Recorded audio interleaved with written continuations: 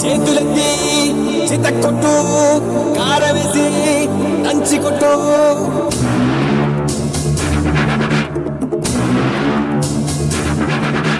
చీకట్లో దీపం అంటే సెల్లమ్మారా ఆకలేస్తే అన్నం వెంటే అక్కోనూరా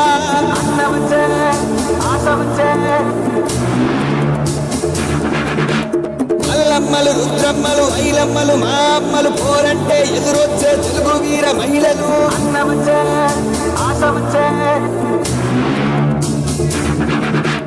అమ్మసాడు బిడ్డలంతా నిమ్మడంగా ఉండిపోదే కర్మంటూ బండంతా చీకట్లో జారిపోదా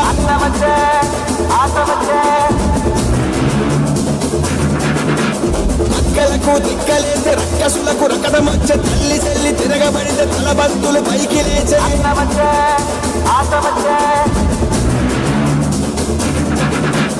అక్క చెల్లి చీరకట్టు ఒట్టు పెట్టు చేతులెత్తి చితక్కొట్టు కారవేసి దంచి కొట్టు మన మన మన మన మన మన అన్న జన జన జన జన జన జన సేన మన మన మన మన మన మన అన్న జన జన జన జన జన జన సేన మన మన మన మన మన మన అన్న జన జన జన జన జన జన సేన మన మన మన మన మన మన అన్న జన జన జన జన జన జన సేన చెల్లి చీరకట్టు ఒట్టు పెట్టు కారవేసి దంచి కొట్టు మన మన మన జన జన జన సేన మన మన మన జన జన జన సేన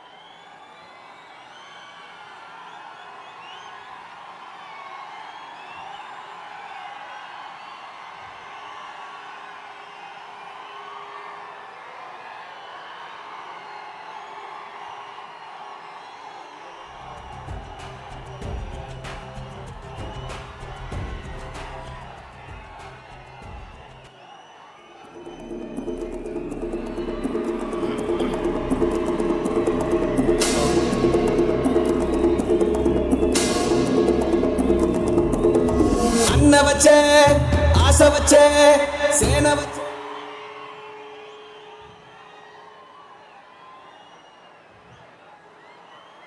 அச்சமில்லை அச்சமில்லை அச்சமென்பதில்லையே இச்சகத்து உள்ளுரெல்லாம் எதிர்த்து நின்று போதினும் அச்சமில்லை அச்சமில்லை అచ్చమెన్బదిల్లయే భయం లేదు భయం లేదు భయం అన్నది లేనే లేదు. ఒక దుర్నీతి దుర్జన లోకమంతయు ఎదురొచ్చినా భయం లేదు భయం లేదు భయం అన్నది లేనే లేదు. భయం లేదు కాబట్టే అసలే చీకటి గాఢాంధకారమైన వెళ్ళే దారంతా గోతులు గుంతలు లోయలు అగాధాలు ఉన్న ఇల్లేమో దూరమైన చేతిలో దీపం లేకపోయినా గుండె ధైర్యమే కవచంగా ధరించిన వాణ్ణి కనుకే అన్నీ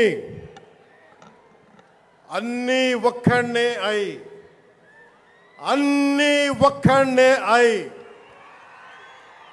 2014లో జనసేన పార్టీని స్థాపించాం.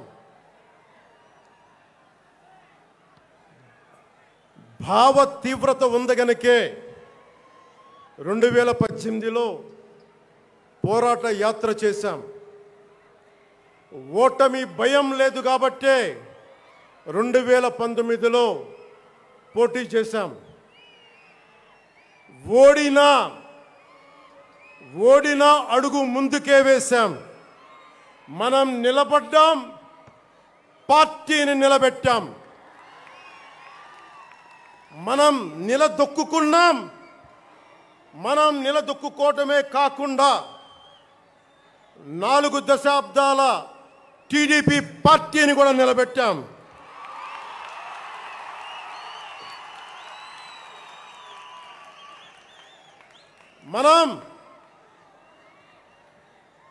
మనం ఓడినప్పుడు 2019లో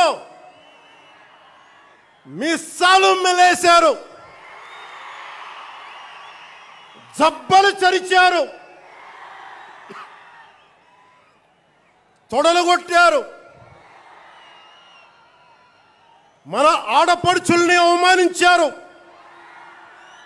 ప్రజల్ని నిరంతరం హింసించారు.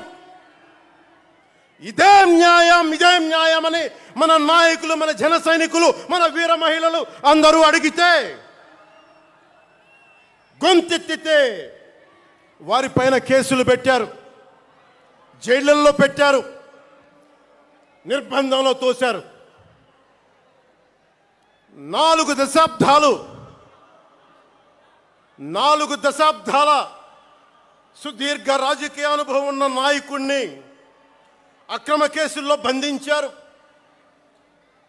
వారి తెలుగుదేశం పార్టీ కార్యకర్తల్ని, సీనియర్ నాయకుల్ని రోడ్డు మీదకి రావాలంటే భయపడేలా చేశారు.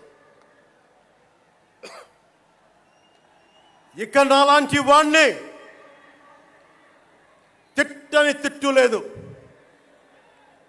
పాల్ చేయని అవమానం లేదు, చేయని కుట్ర లేదు, వేయని కుతంత్రం లేదు.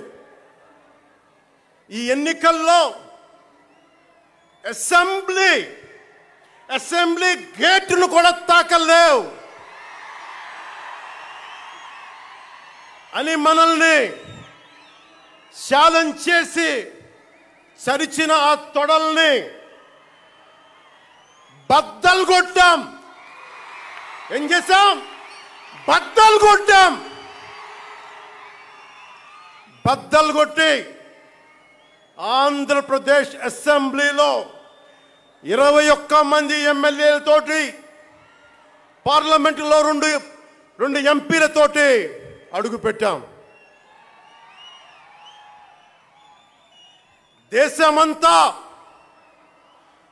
దేశమంతా తల తిప్పి తిరిగి చూసేలా 100% స్ట్రైక్ రేట్తో ఘన విజయం సాధించాం. ఎన్డీఏ కూటమి ప్రభుత్వాన్ని నిలబెట్టాం. ఈరోజు జయకేతనం ఎగరేస్తున్నాం. జై జనసేన, జై జనసేన, జై జై జనసేన, జై.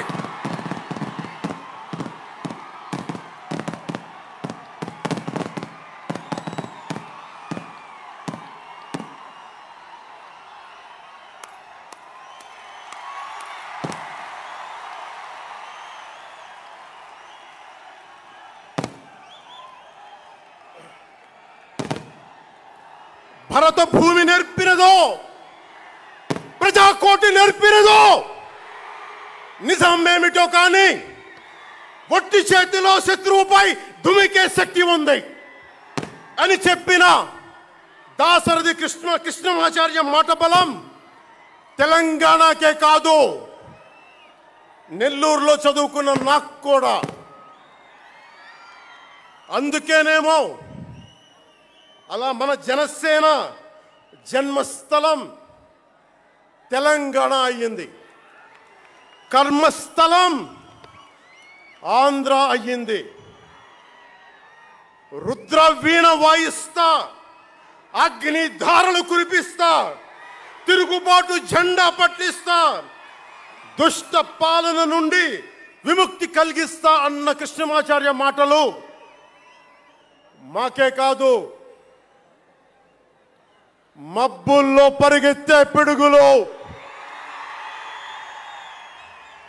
వేట కోసం బయటకొచ్చిన కొదమ సింహాలు వారికి కూడా ఊతమిచ్చినాయి. ఊతమివ్వబట్టే 24 ఎన్నికల్లో దాష్టీక ప్రభుత్వాన్ని దించి కూటమి ప్రభుత్వాన్ని, ఎన్డీఏ కూటమి ప్రభుత్వాన్ని గెలిపించారు. అందుకని మీ అందరికీ గుండెల్లోతుల్లో నుంచి ధన్యవాదాలు.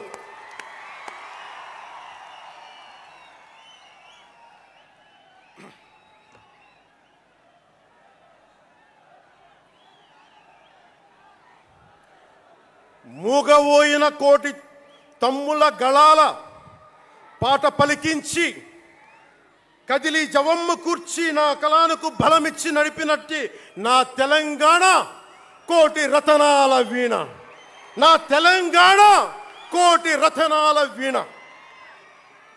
అలాంటి కోటి దివిటీల క్రాంతి జ్యోతి తెలంగాణకు ఆ రోజున కరెంట్ షాక్ తగిలి చనిపోబోయిన నాకు కొండగట్టు ఆంజనేయుడి దయ,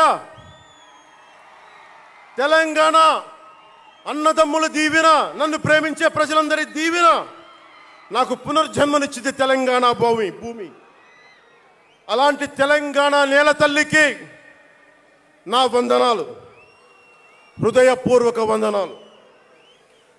బండెనక బండి గట్టి 16 బండ్లు గట్టి ఏ బండిలో పోతావు కొడక నైజాం సర్కార్ రోడా అని కాలిక గజ్జగట్టి చేత కర్ర బట్టి కాలిక గజ్జ కట్టి ఆటనే పాటనే ఆయుధంగా మలిచిన వాడు, యువత గుండెల్లో పోరాట స్ఫూర్తిని నింపిన వాడు, నేను కనిపిస్తే ఎలా ఉన్నావురా తమ్మి అని ఆప్యాయంగా పలకించే మన మధ్య లేని నా అన్న, నా గద్దరన్న,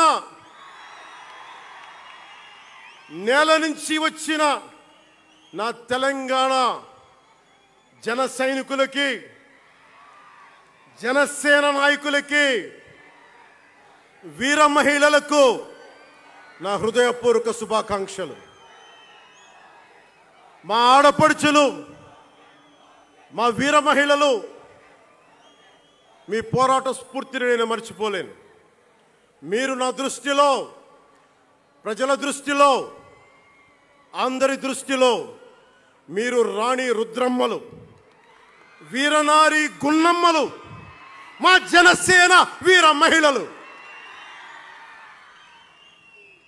మా జనసేన ఆడపడుచులు అందరి క్షేమం కాంక్షించే సూర్యదేవుని లేలేత కిరణాలు.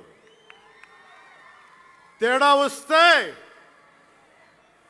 వస్తే కాల్చి కథం చేసే లేజర్ బీములు మా జనసేన వీర మహిళలు. అలాంటి మీకు, మా ఆడపడుచులకి, మా వీర మహిళలకి నేను మీకు రుణపడి ఉంటాను. ఈ రోజున కొణతాల గారు చెప్పినట్టుగా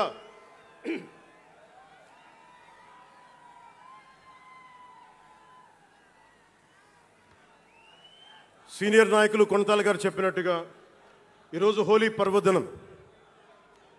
రంగులు, ఉత్సాహం, మైత్రిని పంచే పండగ. చెడు పోయింది, మంచి వచ్చిందని చెప్పి రంగులు జల్లుకునే పండగ. మన జయకేతనం ఎగరవేసిన రోజున హోలీ కూడా రావటం యాదృచ్ఛికం కాదు, భగవంతుడి నిర్ణయం. అందుకని దేశ ప్రజలందరికీ నా హోలీ శుభాకాంక్షలు తెలియజేస్తా ఉన్నాను. ये भगवान का आशीर्वाद है कि जनसेना का यह खास दिन होली के पावन त्योहार के साथ आया है. मेरे लिए होली रंगों का त्योहार है, एकता का त्योहार है, दोस्ती का उत्सव है, खुशी और उल्लास का पर्व है. इस शुभ अवसर पर मैं इस मंच से, पिठापुरम से आप सभी को होली की हार्दिक शुभकामनाएं देता हूं. తమిళనాడు నుంచి నాకు ఎంతో ప్రేమనిచ్చారు. మన స్పీచ్లు చూస్తారంటే నాకు తెలియదు. మన తమిళనాడు పర్యటనకి వెళ్తే అందరూ నాకు ఎంతో ప్రేమనిచ్చారు. షణ్ముఖ యాత్రకి వెళితే నేను తమిళనాడులో చాలా కీలకమైన దశలో ఉన్నవాడిని, పెరిగినవాడిని. సుబ్రహ్మణ్య భారతీయారిని స్ఫూర్తిని నింపుకున్నవాడిని. అలాంటి తమిళనాడు ప్రజలందరికీ నా మనస్ఫూర్తిగా మీకు నా నమస్కారాలు. రమణ మహర్షి ఉళ్ళిట్ట ఎన్నట్లు సిద్ధర్గల్ వాళింద సిద్ధపేట్ల సిద్ధర్ భూమి ఉలహ పుదుమరియం తిరుక్కురళవై உலகக்கு தந்த ஞான பூமி அச்சமில்லை அச்சமில்லை என முழுங்கிய மகாகவி பாரதியார் வீரபூமி உலகத்தை ரட்சிக்கும் கந்தசஷ்டி கவசம் எனும் அருண்கோடை தந்த ஆன்மீக பூமியாம் தமிழகத்தை சேர்ந்த என் அன்பு உள்ளங்களுக்கு எனது அன்பு நிறைந்த வணக்கங்கள். మన మహారాష్ట్రకి వెళితే నాకు మహారాష్ట్రలో అభిమానులు ఉంటారు. అది కూడా రాజకీయ పరంగా ఉంటారు, సినిమాల పరంగా కాకుండా అని నాకు తెలియలే. ఎంతో ప్రేమనిచ్చారు. గౌరవ మహారాష్ట్ర ముఖ్యమంత్రి దేవేంద్ర ఫడ్నవీస్ గారు నన్ను రమ్మని 19 నుంచి అడుగుతూ ఉన్నారు. అప్పుడు కుదరలా, 24లో కుదరలేదు, 19లో కుదరలేదు, 14లో కుదరలేదు. మొన్న హర్యానాలో మీరు రావాలి ఖచ్చితంగా అని చెప్పి ప్రత్యేకించి నన్ను పిలిపించారు. నేను ఎన్డీఏ కూటమి కోసం ప్రచారం చేశాను, భారతీయ జనతా పార్టీ కోసం. వెళ్ళిన అన్ని సీట్లు దాదాపు 95% మనం గెలిచాం, ఒక్క సీటు తప్ప. మీకు తెలుసు, నాకు మరాఠీ నేల, మహారాష్ట్ర నేల, ఛత్రపతి శివాజీ మహారాజ్ నేల, ఛత్రపతి సంభాజీ మహారాజ్ నేల. అలాంటి నేలకి ఇక్కడ మనకి ఉన్నారా మీరు? ఓకే. ఇక్కడ మన స్వామీజీ పేరేంటి? ఇక్కడ మన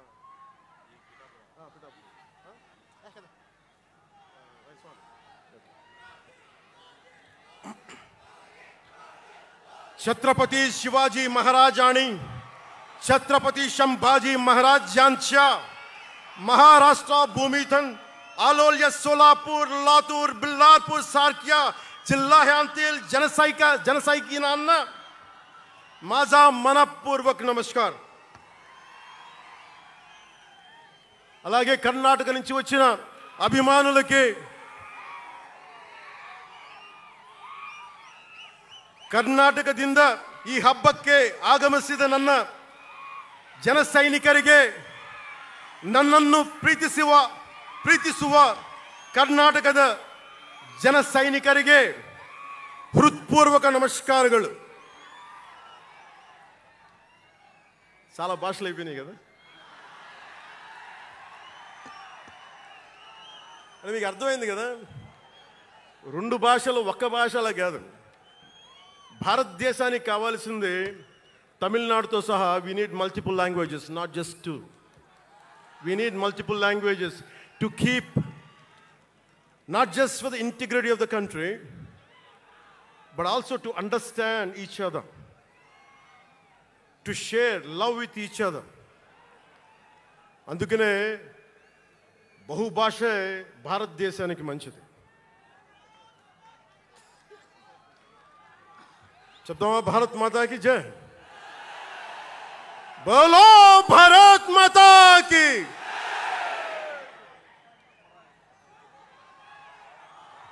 అలాగే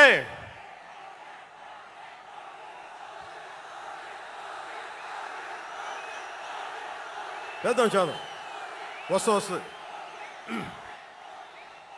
ఇందాక స్టేజ్ పైకి వచ్చేటప్పుడు కిందకి వెళ్ళాం, మళ్ళీ సభ ముందు చాలా సినిమాలు ఆపండి చాలు. ఓజీ చాలు ఓజీ చాలు. అంటే మీ అందరికీ నేను సినిమాలు ఎందుకు వద్దని చెప్తానంటే, సినిమాలు తక్కువ చేయడం నా ఉద్దేశం కాదు.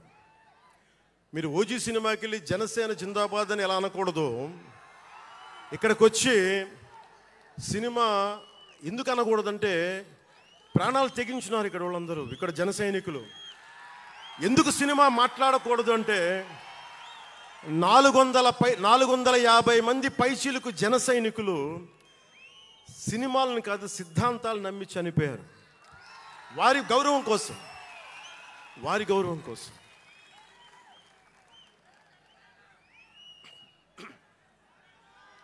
ఇందాక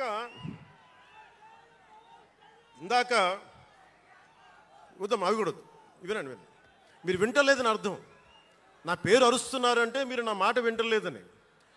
నా మాట వింటే 151 ఉన్న సీట్లు పార్టీ పోయింది. అందుకే నా మాట వినాలి. కూర్చోండి.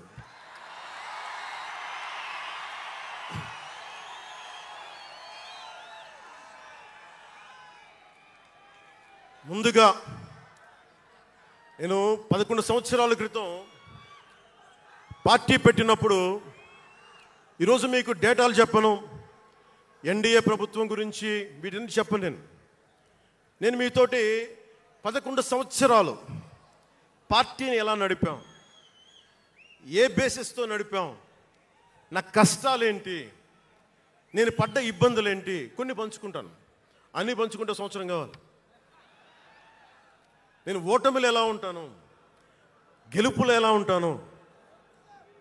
మీరు నా గుండెల్లో పెట్టుకున్న వాళ్ళు, మీరందరూ నా గుండెల్లో పెట్టుకున్న, మీకు మించిన కుటుంబం నాకు లేదు. అలాంటి నేను 2014లో ఒక్కడనే కూర్చొని జ్వలిస్తూ మదించిపోతూ మన ఆలోచనతో మధిస్తూ ఎలా చెప్పాలి, పెద్ద రాజకీయాల మీద నా చాలామందితో కసరత్తులు చేసిన వాడిని కాదు. 2009లో అప్పుడు రాజకీయ ప్రస్థానం తప్ప.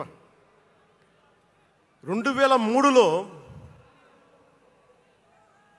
నేను మా నాన్నకి చెప్పాను ఫస్ట్. ఈరోజు మా నాన్నగారు లేరు, స్వర్గస్థులయ్యారు. మా నాన్నకి మా అమ్మకి 2003లో చెప్పారు, అమ్మ నేను ఒకరోజు పాలిటిక్స్కి వెళ్తాను. మా మా నాన్నకి నచ్చల మాట. శుభ్రమైన కెరీర్ పెట్టుకొని పిచ్చేంట్రా నీగా నేను. కానీ నేను చెప్పలేకపోయినా ఆ రోజున. నేను సినిమాలని దృష్టిలో పెట్టుకొని ఎదగలేదు, సమాజాన్ని దేశాన్ని దృష్టిలో పెట్టుకొని ఎదిగాను. సినిమా నాకు ఉపకరణం అయింది కానీ సినిమా నా జీవితం కాలం. చెప్పలేకపోయినా ఆ రోజున. నన్ను చాలామంది, మీరు అందరికీ నాకు గద్దరన్న ఎలా పరిచయం అనుకుంటున్నారు మీరు? రాజకీయాల ద్వారా కాదు. గద్దరన్న ఖుషీ సినిమా చూసి మా అన్నయ్య గారిని పట్టుకొని మా అన్నయ్య గారి దగ్గరికి వచ్చి, మా పెద్దన్నయ్య గారి దగ్గరికి వచ్చి, మీ తమ్ముడిని కలవాల్సిందే నేను. మా అన్నయ్య ఫోన్ చేశారు, అని నేను గద్దర్ గారు కలుస్తారంటాను. నాకు గద్దర్ గారు అంటే ఇష్టం చిన్నప్పటి నుంచి, మా నాగబాబు గారి దయ వల్ల. సరే కలిస్తే ఆయన ఎంత క్షుణ్ణంగా ఆయన పరిస్థితి చెప్పాడంటే, అని నువ్వు దేశం కోసం సమాజం కోసం ఆలోచించేవాడివి. నీ ఏ మేరా జహా అనే పాటలో నువ్వు భరతమాతని సంఖ్యలలో బంధించి పెట్టావు కదా, నీ భావం నాకు అర్థమైందిరా అన్నాడు. నువ్వంటే నాకు ఇష్టం రా తమ్మి అని చెప్పి ఆ రోజు నుంచి మాకు స్నేహం, అది నాకు అన్నా తమ్ముడ బంధమైందని ఆయన చనిపోయేలోపు. అలాగే 2006లో నేను విపరీతంగా ఒక పిహెచ్డి కోసం ఒక స్కాలర్ ఎలా చదువుతాడో పుస్తకాల మధ్యలో సినిమాలు చేశాను. అందుకే నా సినిమాలు మీకు నచ్చి ఉండకపోవచ్చు ఆ రోజున. కానీ నా జ్వలనాన్ని ఎక్కడో ఢిల్లీలో కూర్చొని ఒకళ్ళు,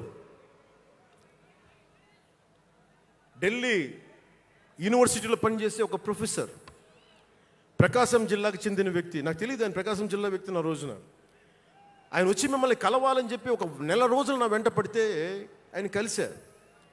ఆయన వచ్చి నన్ను ఒకే ఒక మాట అడిగారు 2006లో, మీరు రాజకీయాల్లోకి వస్తారా? బహుజన సిద్ధాంతం మేము ముందుకెళ్తాం, చాలామంది అడిగి నన్ను పంపించారు, మీరు సంసిద్ధం అంటే నేను మాట్లాడతాను, నేను కదుపుతానంటే ఆ రోజున నాకు ఇంకా మెచ్యూరిటీ లేదు. ఒక కుటుంబాన్ని నడపడానికే చాలా శ్రమ పడాలి, ఒక కుటుంబాన్ని ఏకతాటిపైన తీసుకురావాలంటే నేను కష్టపడాలి, ఒక సినిమా చేయాలంటే నేను ఇంత కష్టపడాలి, ఇన్ని కోట్ల మందికి సంబంధించిన జీవితాన్ని ఒక భావంతో కట్టిపడేయాలంటే నాకు ఇంకా అంత మెచ్యూరిటీ లేదు, మెచ్యూరిటీ వచ్చిన రోజున మీకు తెలియజేస్తానని చెప్పాను. ఆ వ్యక్తి అప్పటి నుంచి ఇప్పటి దాకా అరుదుగా అప్పుడప్పుడు కలుస్తూ ఉంటాను.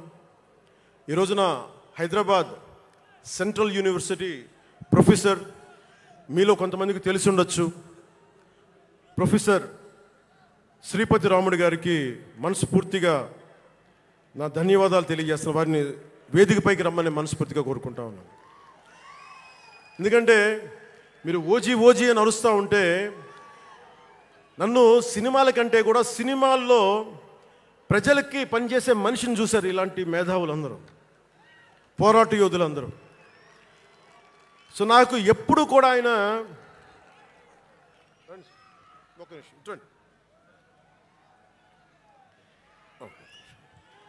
ప్రొఫెసర్ గారు మన జనసేన పార్టీ కాదు, ఆయన ప్రొఫెసరే.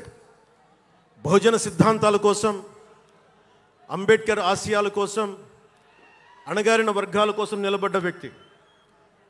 ఆయన చాలామంది విద్యార్థుల్ని పిహెచ్డీలకి సిద్ధం చేసే వ్యక్తి. మన దగ్గర ఉన్న బేతపూడి విజయ్ కుమార్ గారు కూడా ఆయన శిష్యుడే. ఇలాంటి శిష్యులు ఎంతమంది తయారు చేసి ఆయన జనసేన ఎప్పుడు నాకు అండగా ఉంటారు, ఓడిపోయినా నిలబడ్డా. ఎప్పుడైనా సరే నమ్మకం ఏంటంటే మీరు ఉండాలి, మీరు రాణించాలని నిరంతరం తప్పించే శ్రీపతి రాముడు గారికి నేను ఇవ్వగలిగేది ఒకటే, నా గుండెల నుంచి ప్రేమ ఇవ్వగలను.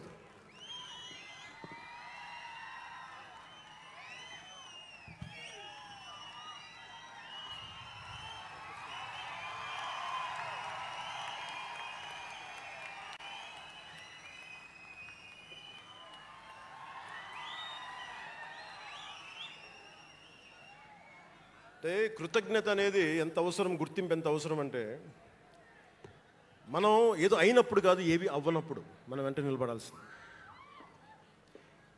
నేను థ్యాంకింగ్ నోట్స్ చెప్దాం అనుకున్నా. ఎవరికి చెప్పాలి? ముందుగా ఈ సభా వేదిక కోసం పారిశుద్ధ్య సిబ్బందికి, నా గుండెల్లో పెట్టుకొని గౌరవించే నా పారిశుద్ధ్య సిబ్బందికి ముందుగా మీ అందరికీ నా హృదయపూర్వక నమస్కారాలు, హృదయపూర్వక ధన్యవాదాలు. యాక్చువల్గా నేను అనుకుంది ముందుగా పారిశుద్ధ కార్మికులకి సన్మానం చేసి స్పీచ్ మొదలు పెడదామని.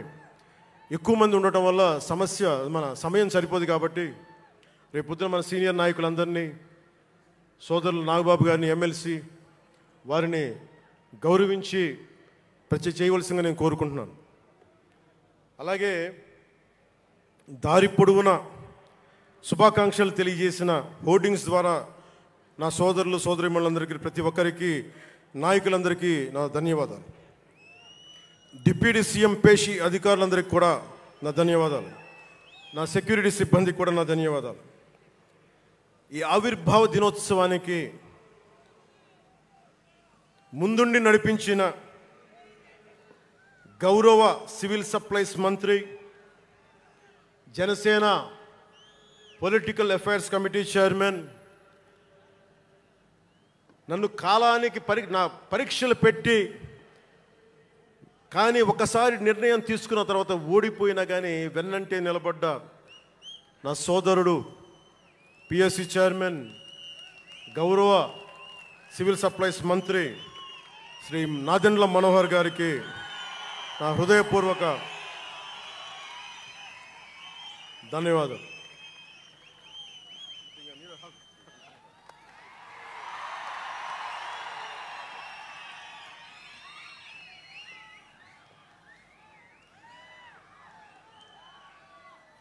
అలాగే 2009 నుండి 10 నుండి ఆయన పాలిటిక్స్లో లేకపోయినా నేనంటే ఇష్టం తోటి ఎప్పుడు నా వెన్నంటే ఉండే హరిప్రసాద్ గారికి ఏం ఆశించాలా, జీతాలు తీసుకోవాలా, జీతభత్యాలు లేవు, ఉన్నంతలోనే ఎవరు అన్నిటికీ పాపాల భైరవుడు ఆయన. పవన్ కళ్యాణ్ ఆ నిర్ణయం తీసుకోలేదంటే ఈయనే ఉంటాడు కారణం అంట. పవన్ కళ్యాణ్ తేలిక మాట నేస్తాడు అందరమాట. పవన్ కళ్యాణ్ కొంచెం ఆలోచన ఉంటుంది కదా, ఎవరికి ఇవ్వాలి, ఎందుకు ఇవ్వకూడదని. కానీ ప్రతిదానికి నేను తీసుకున్న నిర్ణయాలకి ఆయన భరించాడు. అలాంటి అన్నిటినీ భరించి నా వెన్నంటే ఉన్న హరిప్రసాద్ గారికి మనస్ఫూర్తిగా నా ధన్యవాదాలు.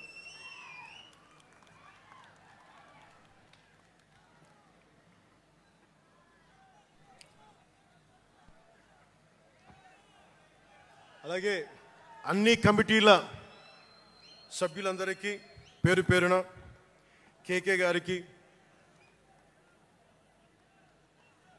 తెగించే గుణమున్న పంచకర్ల సందీప్కి, పోరాటం చేసిన నాయకులందరికీ నా ప్రత్యేక ధన్యవాదాలు. సోషల్ మీడియా సిబ్బందికి, స్టేజ్ కల్చరల్ ఆర్టిస్టులందరికీ, ఫుడ్ సప్లైర్స్ అందరికీ, దాతలకి, డాక్టర్స్ టీమ్కి, ప్రతి ఒక్కరికి నా హృదయపూర్వక నమస్కారాలు. ఇందాక ఆ పైన హెలికాప్టర్లో వస్తుంటే చాలామంది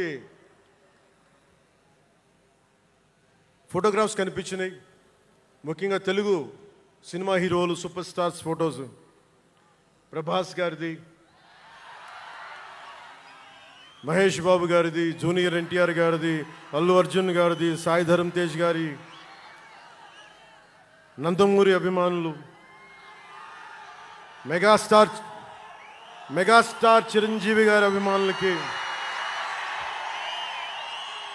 మెగాస్టార్ తనయులు, గేమ్ చేంజర్ రామ్ చరణ్ గారి అభిమానులు, తెలుగు హీరో హీరోయిన్లు, ప్రతి నటుల అందరి హీరోల అభిమానులు, మీ అందరికీ కూడా నా ప్రత్యేక నమస్కారాలు, ధన్యవాదాలు. అలాగే పవన్ కళ్యాణ్ అభిమానులకు కూడా నా హృదయపూర్వక నమస్కారం.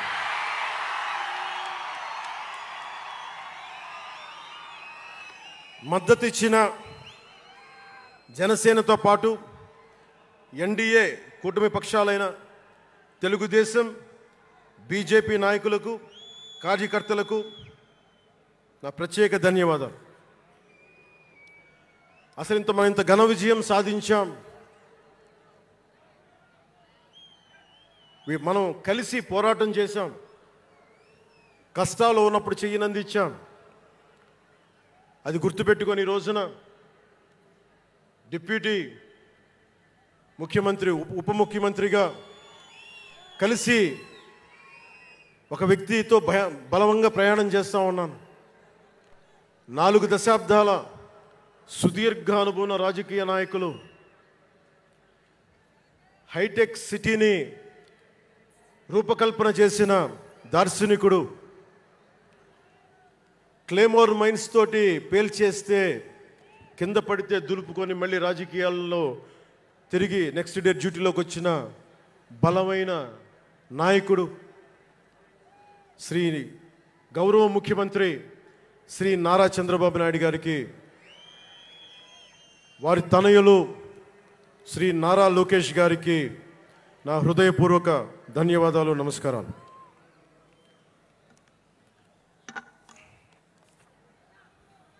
ఒకసారి నా నోటి నుంచి 11 సంవత్సరాలు నలిగాం కదా, మన ఎంపీలు మన పేర్లు నా నోటి గుండా చెప్పాలి మీ అందరికీ అని చెప్పడానికి.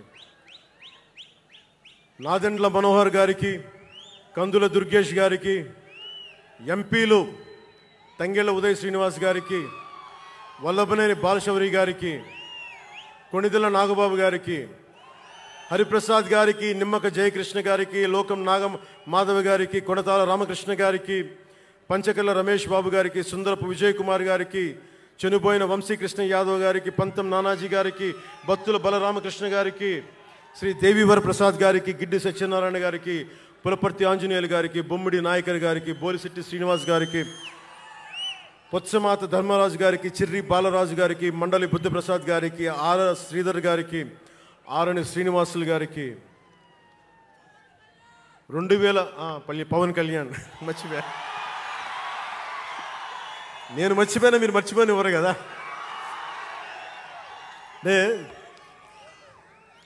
ఇది మన 11వ సంవత్సరం, వారు 11కి అంకితం చేశాం.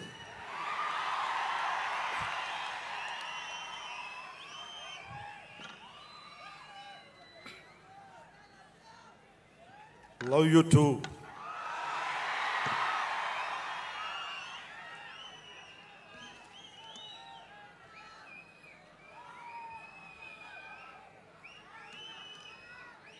అలాగే ఈ సభకి పోలీస్ వ్యవస్థ మీకు తెలుసు, మనం ఎంత నలిగిపోయామో. గత 5 ఏళ్లలో మనం ఎంత నలిగిపోయామో మీకు తెలుసు, ఎన్ని ఇబ్బందులు పాలు చేశారో తెలుసు. ఆ రోజు నుంచి కూడా ఈ రోజుకి వరకు నాకు పోలీస్ శాఖ అంటే చాలా గౌరవం. ఎందుకంటే పోలీస్ శాఖకి స్వయం నిర్ణయాలు చేసే హక్కు ఉండదు, డ్యూటీయే ఉంటుంది.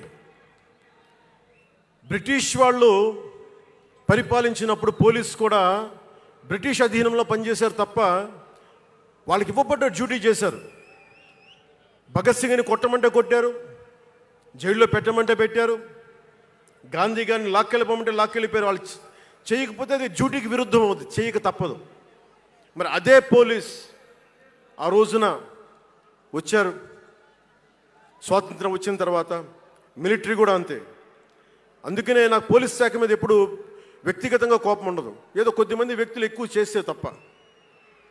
అలాగా ఈ రోజున చాలా గొప్పగా నిలబడ్డ, సహకరించిన పోలీస్ అధిపతి డీజీపీ గారికి, కాకినాడ జిల్లా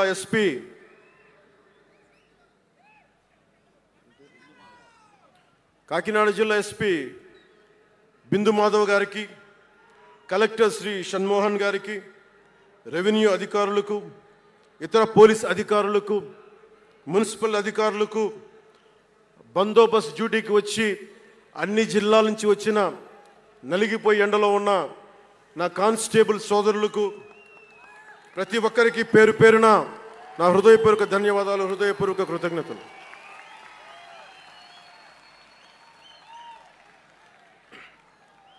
నా ఇష్టం, నా కోరిక ఎప్పుడూ సగటు మనిషిగా ఉండటమే. తన పని తను చేసుకుంటూ ఉండటం, ఎవరి జోలికి వెళ్లకుండా ఉండటం, బతికేయడం, తన కుటుంబం వరకు జీవితాన్ని కుదించడం, సగటు మధ్యతరగతి మనిషిగా బతకాలనేది నా కోరిక చిన్నప్పటి నుంచి. మా నాన్న కోరిక ఏంటంటే, నేను ఇంటర్ చదువుతున్నప్పుడు, అరే నేను డిగ్రీ చదవలేకపోయి, నువ్వు డిగ్రీ చదివి కనీసం నువ్వు ఎస్ఐగా సెలెక్ట్ అయితే నువ్వు కనీసం డిఎస్పీ కంటే కొంచెం పై ర్యాంక్లో నువ్వు రిటైర్ అవుతారు అని చెప్పాడు మా నాన్న. దురదృష్టవశాత్తు నేను డిగ్రీ చేయలేకపోయా. కానీ నేను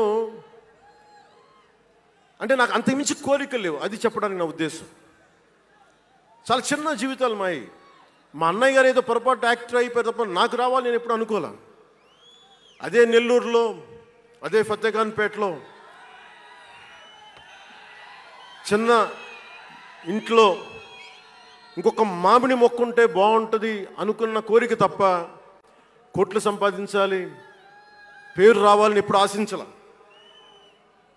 సో నన్ను ఎలా పెంచారు మా ఇంట్లో అంటే మీరు ఆశ్చర్యపోతారు.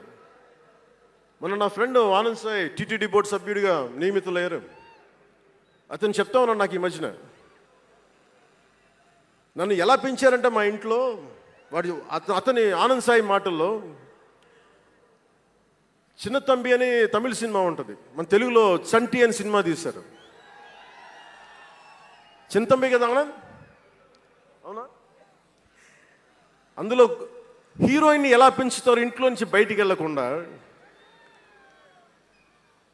చంటిలో హీరోయిన్ మీనాని ఎలా పెంచారు ఇంట్లో నుంచి బయటికి వెళ్ళకుండా, మా ఇంట్లో నన్ను అలా పెంచారు. వీడి బయటికి వెళ్తే ఏమైపోతాడో, సున్నితమైన వ్యక్తి, వీడికి ఆస్తమా ఉంది, వీడికి ఇలాంటి పరిస్థితుల్లో నన్ను ఇంట్లో నుంచి కదలనివ్వకుండా, ఎక్కడికి వెళ్ళనివ్వకుండా, ఎక్కడికన్నా బయటికి వెళ్తే పంపించారు. ఒకరోజు చెన్నైలో నేను అన్నానగర్లో కంప్యూటర్ ప్రోగ్రామింగ్ కోర్స్ చేసేవాడిని ఒక సంవత్సరం పాటు. ఆ ప్రోగ్రామ్ ఫైనల్ చేసే పరిస్థితుల్లో టైం 10:30 అయింది, 10:30 రాత్రి. ఇంటికి వెళ్ళడం గంట లేట్ అయింది. అంటే మనం సాయంత్రం 6 గంటలకు వెళ్ళిపోవాలి. ఆ రోజు 10:30కి వెళ్తే చెప్పా పెట్టకుండా, అంటే మన కొంచెం లేట్ అయింది ఎగ్జామ్స్ వల్ల.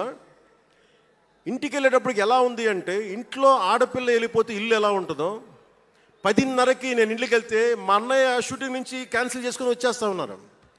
మా వదిన ఇంట్లో హాల్లో ఉంది, మా నాగబాబు వీధి బయట తిరుగుతూ ఉన్నాడు. మొత్తం అందరూ ఏమైపోయాడు, ఎక్కడికి ఏమైపోయాడని.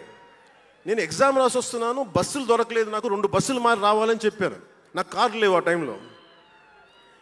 అంటే అలాంటి నన్ను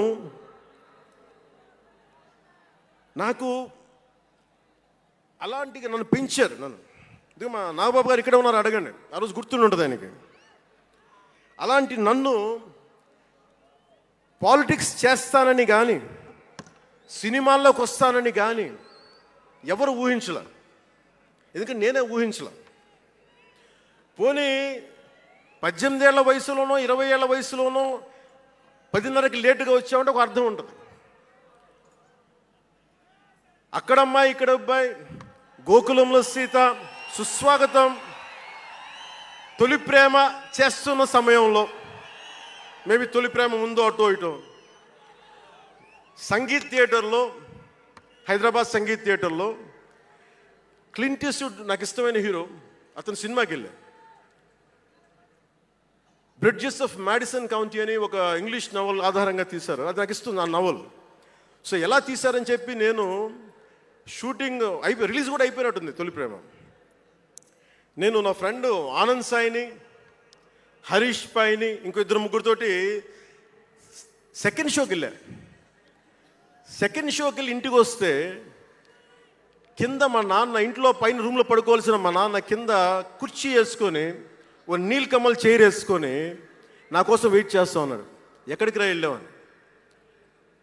షూటింగ్ అన్నాడు. షూటింగ్ అన్నాడు, సినిమాకి వెళ్ళానంటే ఆయన ఎట్లా తిట్టాడంటే నన్ను, నేను చాలా తప్పుడు పనులు చేసేస్తున్నట్టుగా, ఏదో బార్లో కూర్చొని తాగేసినట్టుగా. నేను అప్పటికి కొంచెం గుండె ధైర్యం తెచ్చుకొని చెప్పాను. అక్కడ మా నాన్నంటే భయం, చిన్నప్పుడు చాలా కొట్టేవాడు మా నాన్న మమ్మల్ని. ఆ భయం నన్ను కొట్టింది తక్కువ కానీ మా అన్నయ్యను కొట్టింది ఎక్కువ. సో యముడికి మొగుళ్ళలో ప్రసాద్ బాబు ఉంటాడు. చిరంజీవి గారు పక్క వ్యక్తిని కొడితే ఇతను లైన్లోకి వచ్చేస్తాడు. అక్కడ నేను డిసిప్లిన్లోకి వచ్చాను. అట్లాగే వీళ్ళని కొడితే నేను డిసిప్లిన్లోకి వచ్చాను. నాకు ఆయన కొట్టక్కర్లేదు, నేను డిసిప్లిన్గా ఉంటాను. సో నాకు మా నాన్న చూడగానే భయం వేసింది, కొడతాడా గబుక్కున బాగుండదేమో అనుకునేవాడిని. నేను చెప్పాను కొంచెం బలం తెచ్చుకొని, 3 సినిమాలు హిట్లు వచ్చినాయి, 4వ సినిమా రిలీజ్ అయ్యి హిట్ అయింది తొలి ప్రేమ. నాన్న నేను హీరోనన్న సంగతి కూడా మర్చిపోకు, నువ్వు అర్థం చేసుకో అని చెప్పాను. ఇంకా ఎక్కువ తిట్టాడు. అంటే మా నాన్న తిట్లు ఎలా ఉన్నాయంటే చెప్పలేను. కానీ ఈ అర్ధరాత్రి అపరాత్రి తిరుగుళ్ళు ఏంట్రా, ఈ సెకండ్ షోలకి వెళ్ళడం ఏంటి, ఏదో హీరో అయ్యావు అయితే అన్ని లిఫ్ట్ చేసేస్తావా అని తల ఉంచుకొని పైకి వెళ్ళిపోయాడు. అంటే అలాంటి నేను ఇన్ని కోట్ల మందికి సంబంధించిన పాలిటిక్స్ చేయాలంటే భగవంతుడు రాసిన రాత కాకపోతే నేను కోరుకున్నదా? కాదు అది. అలాంటి వాతావరణంలో పెరిగిన నేను ఈ సినిమాలు ఏంటో, ఈ పాలిటిక్స్ ఏంటో, పార్టీ పెట్టడం ఏంటో అని అనుకుంటే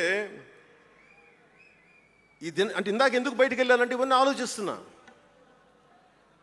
ఇదంతా భగవంతుడు మాయ తప్ప నాది కాదు నాకు తెలుసు.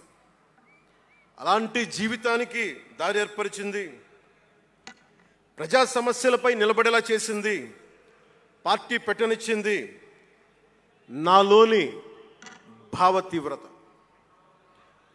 పార్టీ పెట్టనిచ్చింది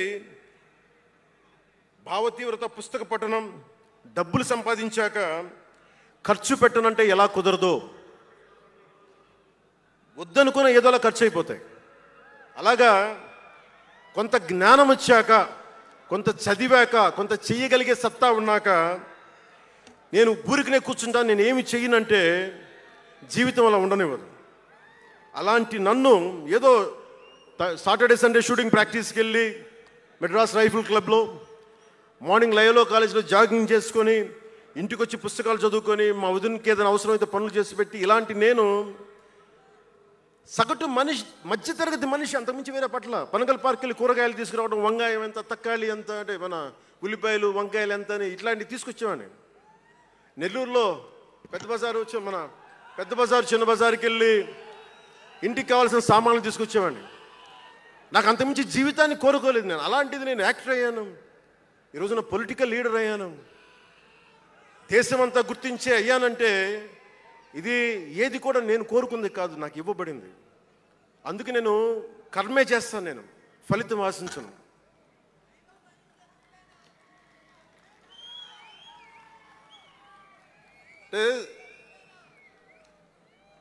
అంటే ఎలా ఉంటుందంటే, అది ఇవన్నీ ఎందుకు చెప్తున్నానంటే, సగటు మనిషి చాలా భయాల మధ్య, చాలా బాధ్యతల మధ్య జీవితాన్ని కొనసాగించాలి. ఒక మాట అంటే ఎక్కువ, ఒక మాట అంటే తక్కువ, చాలా సన్నని గీతల మధ్య బతకాలి. ఒకలాగా చెప్పాలంటే అరిటాకు లాంటి జీవితం. అరిటాకు ఉంది కదా అని జీవితం వడ్డించిన విస్తరు అవ్వదు. చిన్నపాటి ముళ్ళు తగిలినా మొత్తానికి చిరుగుపోతుంది. అలాంటి కోట్లాది సగటు మనుషుల ప్రభావితం చేసే సినిమా కానీ, కోట్లాది మందిని ప్రభావితం చేసే రాజకీయాలు కానీ నాకు చాలా బాధ్యతనిచ్చాయి. సినిమాలో ఎంత చెప్తే మంచిది, ఎంత చెప్తే మంచిది కాదు అని ఆలోచించి చేసేవాడిని. ఒక దేశభక్తి పాట పెడితే మంచిదా, ఒక క్లబ్ డాన్స్ పెడితే మంచిదా, ఈ రెండు ఆలోచించి దేశభక్తికి వెళ్ళాను నేను. అందుకే ఏ మేరా జేహానే పెట్టాను తప్ప ఓ మై డార్లింగ్ అని పెట్టలా. అంటే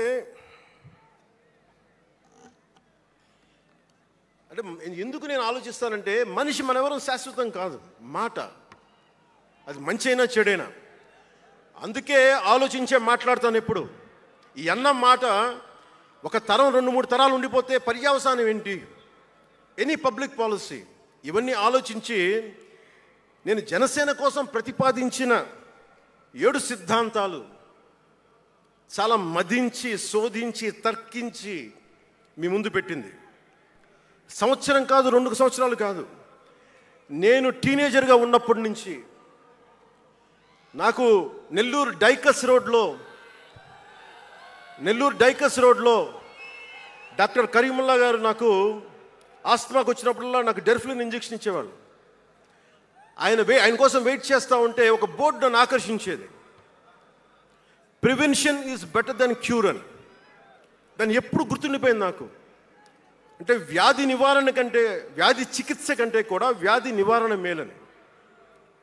అందరూ చాలామంది అనుకుంటారు కదా, ఎందుకు నాకు చెగువెరా ఇష్టం అంటే అది కమ్యూనిజమో మావోయిజమోలా కాదు. ఒకడు డాక్టర్ అయ్యండి, శారీరక రుగ్మతలు వస్తే బాగు చేసే డాక్టరు సమాజానికి పట్టే రుగ్మతలను ఎవడు బాగు చేస్తాడు అని చెప్పి డాక్టర్ వృత్తి వదిలి విప్లవకారుడు అయ్యాడు చూసారా, ఆ భావన నాకు ఇస్తుంది చెగువెరాలో. అంతేగాని అతను మావోయిస్టో కమ్యూనిస్టో అని కాదు, గెరిల్లా అని కాదు.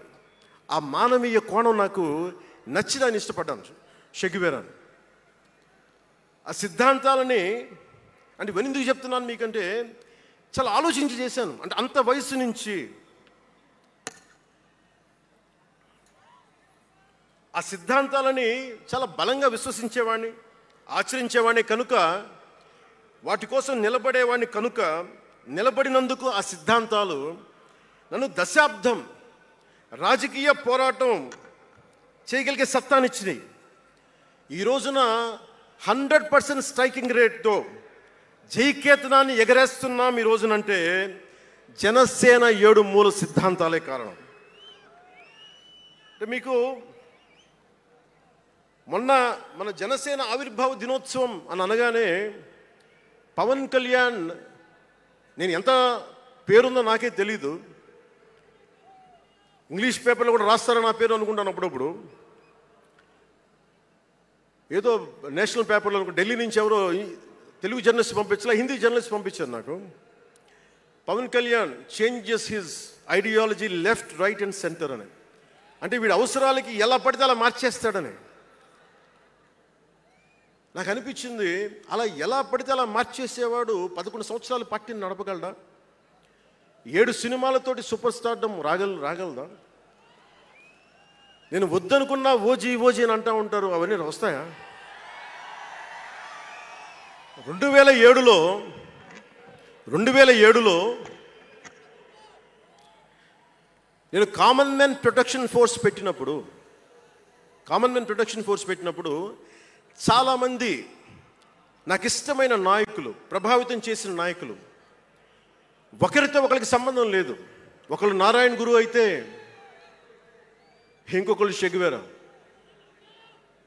ఒకళ్ళు జయప్రకాష్ నారాయణ అయితే ఇంకొకళ్ళు లోకమాన్య బాలగంగాధర్ తిలక్, ఒకళ్ళు మదర్ తెరీసా అయితే ఇంకో వైపున భగత్ సింగ్. ఆ రోజు నన్ను అందరూ అన్నారు, నీకేంటి ఇంత పిచ్చి ఏంటి, నీకు కన్ఫ్యూజ్డ్ ఐడియాలజీ నీది అంటే నేను రోజు చెప్పలేకపోయాను అందరికీ. పవన్ కళ్యాణ్ ఐడియాలజీ ఏంటంటే ఇంత భిన్నమైన వ్యక్తుల్లో ఏకత్వం చూడగలగడం పవన్ కళ్యాణ్ ఐడియాలజీ. ఆ ఏకత్వాన్ని చూడగలిగాం కాబట్టి ఆ 7 సిద్ధాంతాలు వచ్చినాయి. నాకు ఒక్కొక్కరిలో నాకు నచ్చిన అంశాన్ని తీసుకొని నాకు వ్యక్తిగతంగా బలం ఇవ్వడం చూశాను. అది నా మీద ఎంత ప్రభావితం చూపించింది, అది ఎంత సక్సెస్ ఇచ్చిందో కూడా నాకు తెలుసు. అంటే నేను అందరిలాగా నేను కాలేజీలకి యూనివర్సిటీలకి వెళ్ళా, డాక్టరేట్ లేకుండా పోవచ్చు, యూనివర్సిటీస్కి వెళ్ళి ఉండకపోవచ్చు, కానీ జ్ఞానాన్ని సముపార్జించటం నా చిన్నప్పటి నుంచి ఈ క్షణం దాకా నేను ఎప్పుడూ ఆపలా, ఎప్పుడు నేర్చుకుంటానే ఉన్నాను. అంటే చిన్నప్పుడు ఇలస్ట్రేటెడ్ వీక్లీలు, ఫ్రంట్ లైన్ మ్యాగజైన్లు, న్యూస్ పేపర్లు, సోవియట్ భూమి పత్రికలు, చరిత్ర, సంస్కృతి పుస్తకాలు, సాహిత్యం, ఫిలాసఫీ, ఫారిన్ అఫైర్స్ ఇవేమి చదవటం ఆపలా ఇప్పటిదాకా. అవన్నీ సామాజిక, చారిత్రక, రాజకీయ అంశాల మీద అవగాహన లేకుండా ఎందుకు పార్టీ పెడతాం?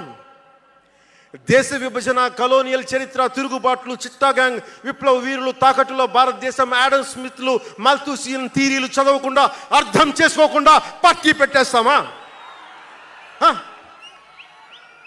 అంటే ఇవన్నీ ఇంత అవగాహన, ఇంత సామాజిక పరిజ్ఞానం సినిమాలు చేసుకునేవాడికి ఎలా ఉంటుంది అవగాహన అని? అదే కదా. అంటే దానికోసం ఎలా పుట్టాలండి? ప్రత్యేకంగా తెల్లగడ్డం వేసుకొని పుట్టాలా అండి? ఆకాశంలోకి చూస్తా తెల్లగడ్డం వేసుకొని సామాన్యుడికి అర్థం కాని లిటరరీ టర్మ్స్ తోటి మాటల్ని మాట్లాడాలా? పోనీ పార్టీ పెట్టాలి అంటే నాన్న ముఖ్యమంత్రి అయి ఉండాలా? మావయ్య కేంద్ర మంత్రి అయి ఉండాలా? బాబాయిని చంపించి ఉండాలా అని ఎక్కడ రాసిలేదు కదా. అంటే దశాబ్దం పాటు ఒంటరిగా పార్టీని మొయ్యాలి అంటే ఎన్ని తిట్లు, ఎన్ని అవమానాలు భరించాలి, ఎంత నలిగుండాలి, ఎంత జ్వలించుకుపోవాలి, ఎన్ని పోగొట్టుకోవాలి. వ్యక్తిగత జీవితం నుంచి నా ఆరోగ్యం దాకా అన్నీ పోగొట్టుకుంటానే వచ్చాను. దానికి ఈ జయకేతనం నాకు ఆనందాన్ని ఇచ్చింది. ఎందుకు చెప్తున్నానంటే ఆరోగ్యం గురించి. నేను మార్షల్ ఆర్ట్స్ చేసేటప్పుడు 3 గ్రనైట్ రాళ్ళు గుండెల మీద పెట్టుకొని పగలగొట్టించుకునేవాడిని.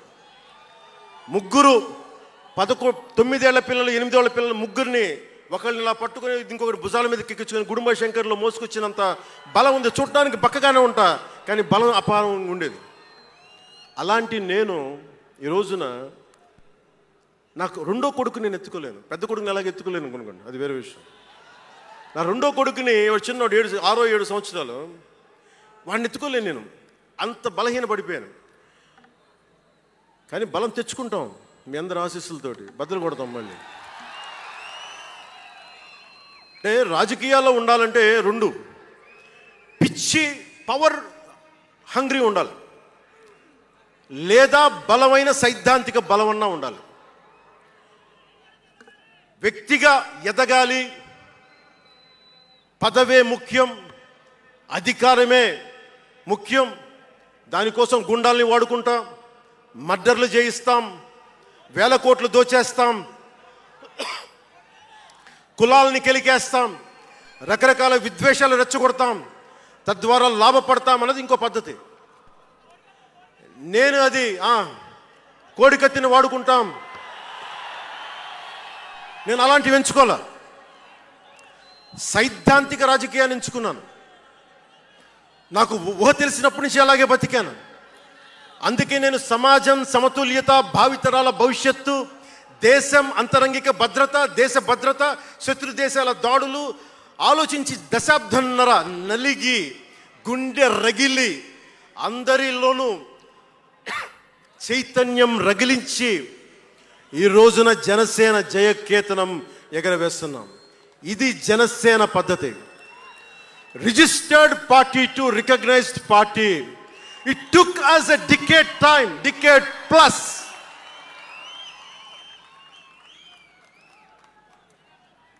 అంటే నువ్వు ఎలా మార్చేసుకుంటావు అంటారు. నువ్వు అలా పడితే ఎలా మార్చేసుకుంటావు అని మాట్లాడతారు.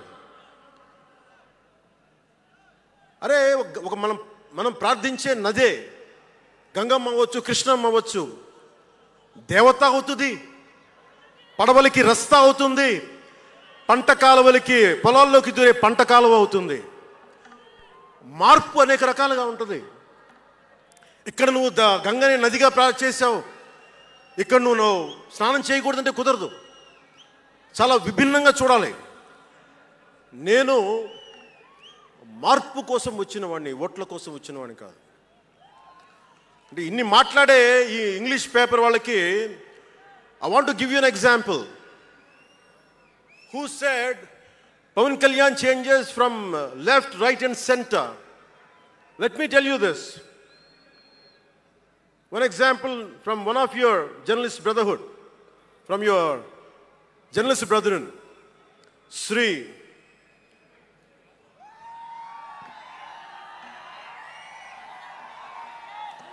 M.J. Akbar. He wrote a book called Riot After Riot. ఆ పుస్తకంలో ఎంటైరిటీ అంతా how BJP is wrong, how BJP is communal అని all the stories he picked up is all about anti BJP. But in 2014 same mister M.J. Akbar has become MP for BJP. బీజేపీని తిట్టిన వ్యక్తే కాంగ్రెస్లో ఉండి బీజేపీకి వెళ్ళి మారగలిగినప్పుడు తప్పులేదు, కానీ నేను ఇన్ని రకాలుగా మాట్లాడి తప్పు అయిపోయింది అది. అంటే ఇది let me tell you, I blended the best of everybody. I have tested it on my self personally and applied to the party. That's why we got 100% striking rate.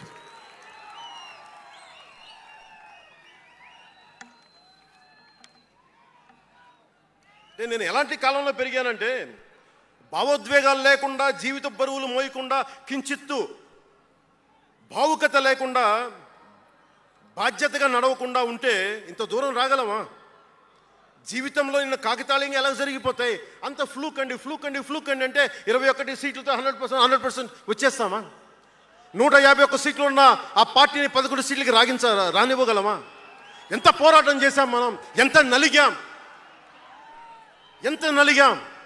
వైజాగ్లో మన ఎమ్మెల్యేలు ఎంతమందిని జైల్లో పెట్టారు, ఎంత భయభ్రాంతులను చేశారు. బయటికి వస్తే ఆ రోజు నన్ను అందరూ అడిగారు, మీరు వెంటనే ప్రధానమంత్రి గారికి చెప్పండి, ఫోన్ చేయండి, మీకు తెలుసు కదా అంటే నేను ఒకటే అన్నా, ప్రజల్ని కాపాడటానికి వచ్చాను నేను, నన్ను కాపాడమని ఎవరిని నేను అడగను, ప్రధానమంత్రి గారైనా సరే. ఇది నా నేల, నా పోరాటం, ఇది నా మీద చెయ్యి వెయ్యమని చెప్పండి, చెప్తాను నేనేంటో అని చెప్పాను. అంటే నేను ఎవరో వస్తారని నేను ఎప్పుడు చేయను, నేను ఎంత నిలబడగలను అదే నా మెజర్ అంతే.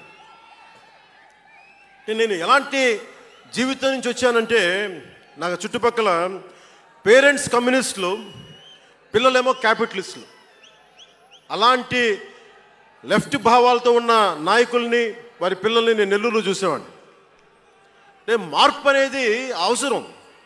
నాన్న కమ్యూనిస్ట్ కదా అని కొడుకు క్యాపిటలిస్ట్ అవ్వకూడదనే రూల్ లేదు, ఇలాగే ఉండాలని ఏం లేదు. అంటే సహజం, అంటే మార్పు చాలా సహజం, ఎదగడానికైనా దిగజారడానికైనా సరే. వారి ప్రవర్తనని, వారి ఆలోచన విధానాన్ని బట్టి ఉంటుంది.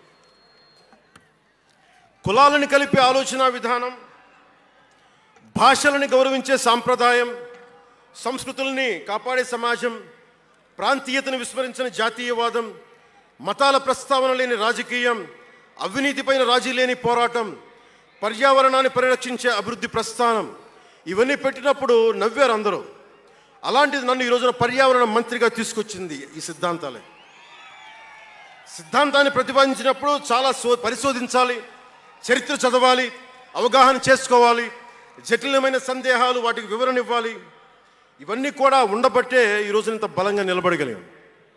నేను ఇంత ఆలోచించి అడుగు ముందుకేస్తాను తప్ప అనాలోచితంగా ఎప్పుడు నేను అడిగాను. ఈ 10 ఏళ్లలో నిలబడ్డాం, బలపడ్డాం, చాలా పడ్డాం కూడా. సమాజ తీరుతెన్నులు ఎలా ఉంటాయి అని ఆలోచించేటప్పుడు నన్ను బూతులు తిట్టినా, ఆ తిట్టిన వాటిని ప్రసార మాధ్యమాల్లో ప్రసరింపజేసి డిబేట్లు పెట్టి వీళ్ళకి నా జీవితం తప్ప ఇంకేం లేవా, కనిపించవా అనుకునేవాడిని. అంటే మీరు చెప్పండి, ఒకళ్ళ ఇంట్లో ఆస్తి తగాదాలు, అన్నా చెల్లెల మధ్య ఆస్తి గొడవలు, రాష్ట్రానికి సంబంధం ఏముంది? అది అసలు ప్రజలు ఆలోచించాల్సింది ముందస్తుగా. అసలు ఎన్నికల్లో చేయడానికి డబ్బులు లేని వాళ్ళ దగ్గర ఇన్ని వేల కోట్లు ఎలా వచ్చినాయి? నేను డిగ్రీలు చదివి, పిహెచ్డీలు చదివి నాకు ఉపాధి రాకపోతే వీళ్ళు కేవలం రాజకీయాల్లోకి వచ్చి వేల కోట్లు ఎలా సంపాదిస్తారు? దానికోసం వాళ్ళిద్దరు కొట్టుకుంటుంటే అది మనకి ఎలా సమస్య అవుతుంది? ఇది మీరు ఆలోచించాల్సింది. అంతేగాని కూర్చోబెట్టి సినిమా సినిమా సినిమా అంటే మొక్కే కాదంట్లా. మీకు కోపం రావాలి కదా, అన్యాయం జరిగితే. కోపం లేని సమాజంలో మార్పు ఎలా వస్తుంది? ఒక్కడికి కోపం వచ్చింది చిన్నప్పుడు, పవన్ కళ్యాణ్కి. ఒక్కడి కోపం వస్తే ఇంత మార్పు వచ్చింది. ఇన్ని లక్షల మంది కోపం వస్తే ఏం జరుగుతుంది మీరు ఊహించగలరా? ఆ కోపమే రావాలి అన్యాయం మీద. ఇక మిగిలింది మనకి భవిష్యత్తులో పైన కాకుండా ఎలాగ మనం ముందుకెళ్ళాలి, ఎలా సిద్ధంగా ఉండాలనేది మనం ఆలోచించాలి. కొన్ని కీలకమైన అంశాలు చెప్పి తెలియజేస్తాను. నార్త్ సౌత్ డివైడ్, ఉత్తర భారతం దక్షిణ భారతం, అలాగే క్యాస్ట్ సెన్సెస్, కులాల గణాంకం, డీలిమిటేషన్ ఇష్యూ, 3 లాంగ్వేజ్ ఫార్ములా, ఇవన్నీ మాట్లాడుతూ ఉన్నారు. వీటి మీద, అలాగే మనం భవిష్యత్తులో సనాతన ధర్మ రక్షణ బోర్డు కానీ, ఫ్రీ హిందీ టెంపుల్స్ కానీ, ఇవన్నిటి మీద ఒకసారి మాట్లాడి నా అభిప్రాయాలు తెలియజేస్తాం. ఎందుకంటే భవిష్యత్తుకి దిశానిర్దేశం చేయాల్సిన సమయం ఇది. అందుకని మీకు కొంచెం ఓపికగా వినండి ఇది. ఎందుకంటే ఇది సరదాలకి అల్లర్లకి సమయం కాదు ఇది, భవిష్యత్తుని నిర్దేశించే సమయం. దశాబ్దంన్నర తర్వాత వచ్చింది, అంటే 2009 నుంచి ఇప్పుడు దాకా చేస్తే వచ్చింది. సో నేను ఏం కోరుకుంటానంటే, అల్లరి చిల్లరగా ఉండేవాళ్ళు నాకు అవసరం లేదు, నిలకడగా నిలబడేవాళ్ళే నా సైన్యం.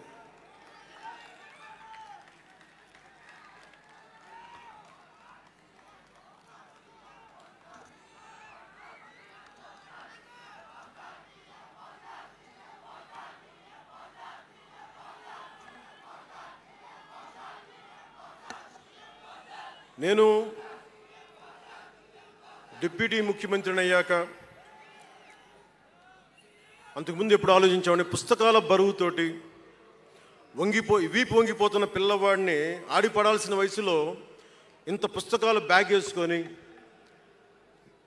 స్కూల్కి వెళ్తా, ఒకవైపు ఏమో టిఫిన్ క్యారియరు, ఇంకోవైపు ఏమో వాటర్ బాటిల్ పట్టుకొని జారిపోతా పడతా అమ్మకి నాన్నకి టాటా చెప్పి ఆ స్కూల్కి వెళ్ళే చిన్నపిల్లోడికి ఒక 2 పుస్తకాల బరువు తగ్గిస్తే నేను చాలా ధన్యుడిని అనుకునేవాడిని.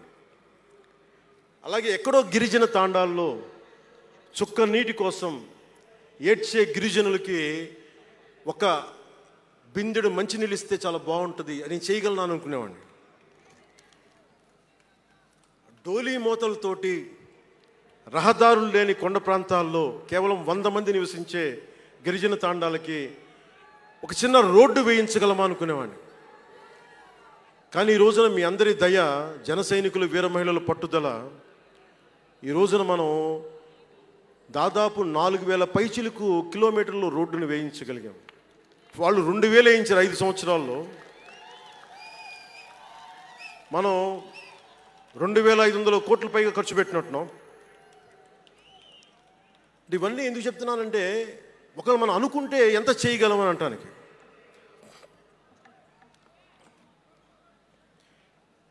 సమస్యలు ఏమున్నాయి మన దేశంలో ఇప్పుడు అంటే, ముఖ్యంగా పార్టీలో వేదిక పైన ఉన్న నాయకులకి, జన సైనికులకి, మీ అందరికీ కూడా ఇది చాలా కీలకమైన సమయం. 2047 విజన్ అని మాట్లాడుతున్నారు గౌరవ ముఖ్యమంత్రి గారు. 2047 ప్రధానమంత్రి గారు మాట్లాడుతున్నారు. వికసిత్ భారత్, స్వర్ణ ఆంధ్రప్రదేశ్, $2 ట్రిలియన్ ఎకానమీ, భారతదేశం ప్రపంచంలోనే 3వ ఆర్థికంగా బలంగా ఉండే దేశం అవ్వాలని ఆలోచిస్తూ ఉన్నాం. ఇంత బలమైన దేశం కావాలి అంటే బలమైన ప్రజలు ఉండాలి, బలమైన నాయకత్వం ఉండాలి.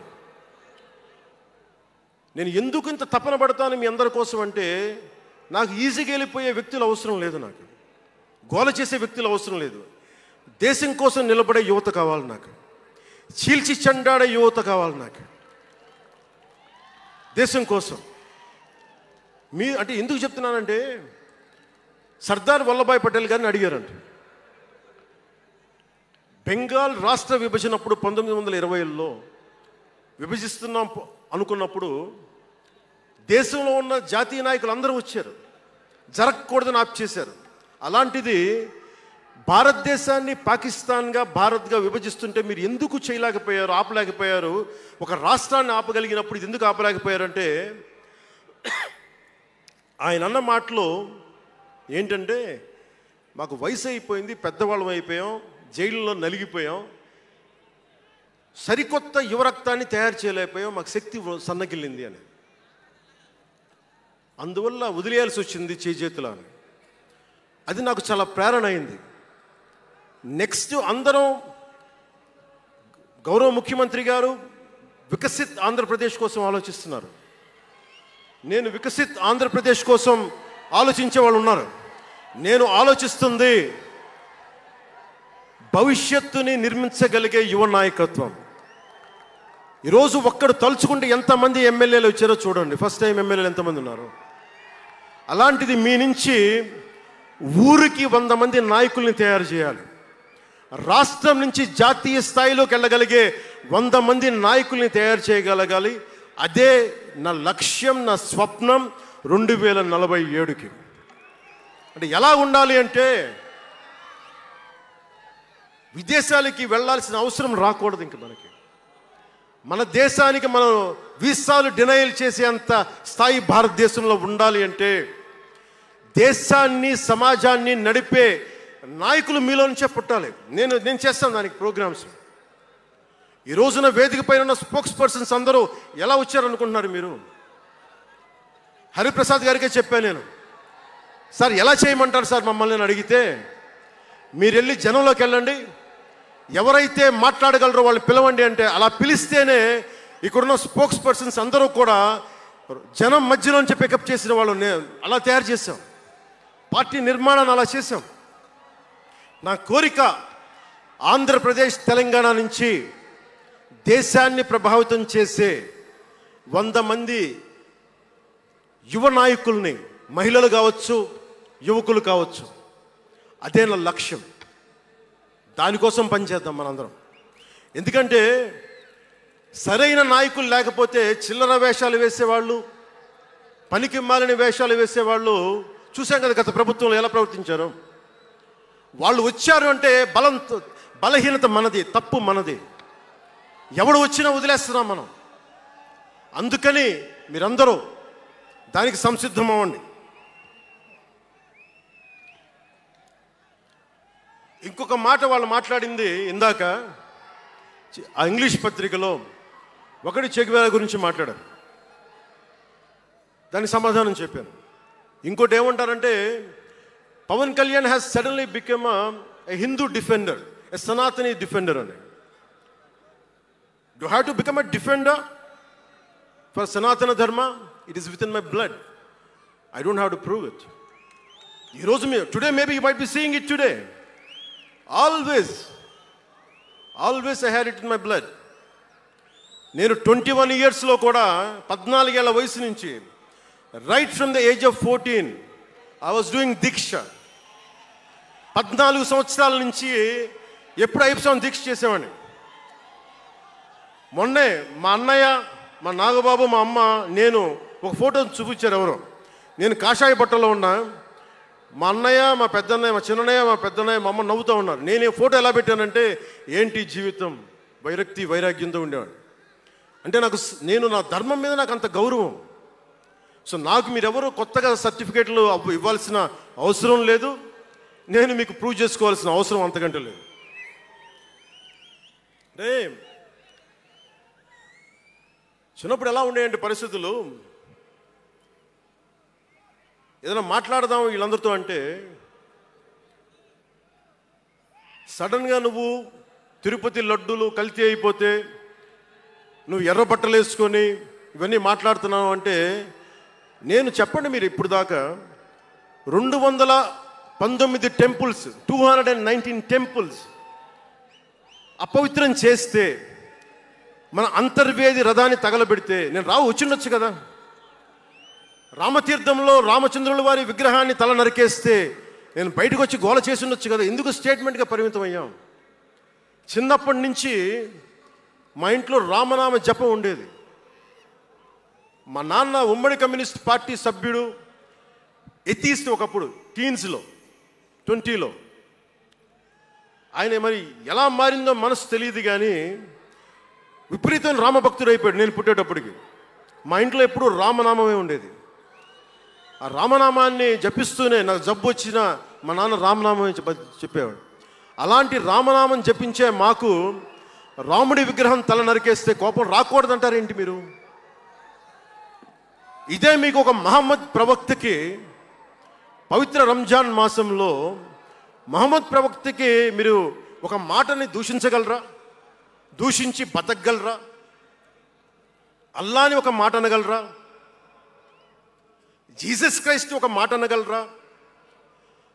మేరీ మాతని ఒక మాట అనగలరా? కానీ పార్వతీ దేవిని తిడతారు, లక్ష్మీ మాతని తిడతారు.